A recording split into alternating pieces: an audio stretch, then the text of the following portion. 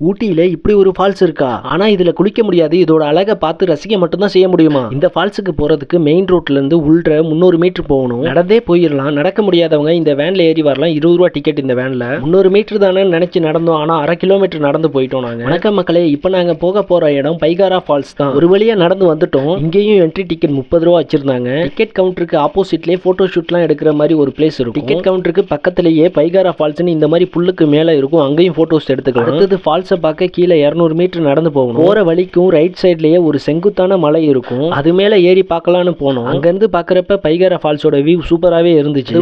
Photos எல்லாம் எடுக்க சூப்பரான பிளேஸ் தான். அப்புறமா கீழே இறங்கி ஃபால்ஸ் கிட்ட போவோமேனு போனோம். பைகாரா அருவியை பார்த்ததுமே உருகி உருகி போனதடி உள்ளம் யாழ் நீயே, அந்த மாதிரி ஒரு ஃபீலிங் இருந்துச்சு. உண்மையாவே சூப்பராக இருந்துச்சுங்க. 30 ரூபாய்க்கு கண்டிப்பாக ஒர்த்தான பிளேஸ் தாங்க இது.